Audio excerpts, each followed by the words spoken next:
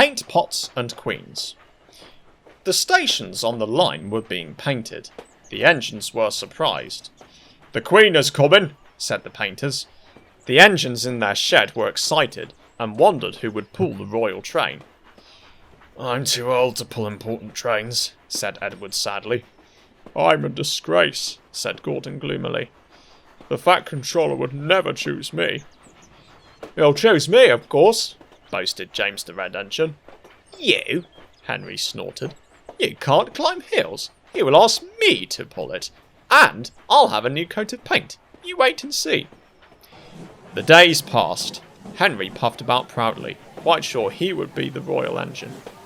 One day, when it rained, his driver and fireman stretched a tarpaulin from the cab to the tender to keep themselves dry. Henry puffed into the big station. A painter was climbing a ladder above the line. Henry's smoke puffed upwards. It was thick and black. The painter choked and couldn't see. He missed his footing on the ladder, dropped his paint pot, and fell plop onto Henry's tarpaulin. The paint poured over Henry's boiler and trickled down each side. The paint pot perched on his dome. The painter clambered down and shook his brush at Henry. "You spoil my clean paint with your dirty smoke," he said, "and then you take the whole lot and make me go and fetch some more." He stumped crossly away. The Fat Controller pushed through the crowd. "You look like an iced cake, Henry," he said. "That won't do for the royal train. I must make other arrangements." He walked over to the yard. Gordon and Thomas saw him coming, and both began to speak. "Please, sir." "One at a time," smiled the Fat Controller.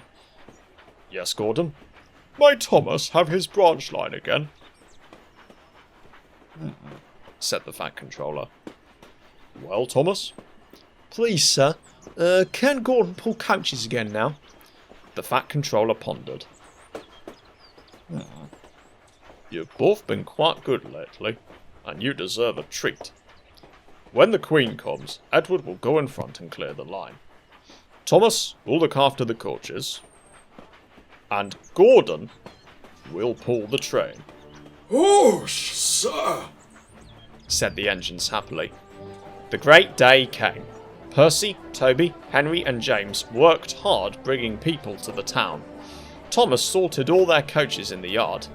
"Peep, peep, peep, they're coming!" Edward steamed in looking smart with flags and bright paint. 2 minutes passed. 5, 7, 10. Whoop, whoop.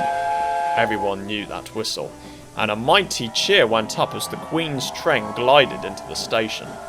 Gordon was spotless and his brass shone. Like Edward, he was decorated with flags.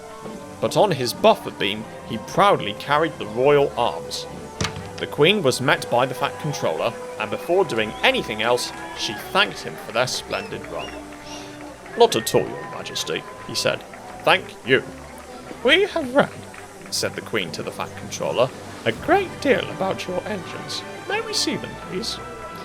So he led the way to where all the engines were waiting. "Heap! Heap!" whistled Toby and Percy. "They're coming! They're coming!"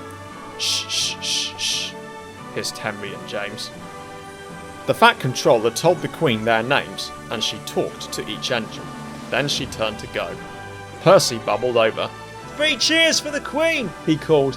"Heap! Heap! Heap!" whistled all the engines. The Fat Controller held his ears, but the Queen, smiling, waved to the engines till she passed the gate.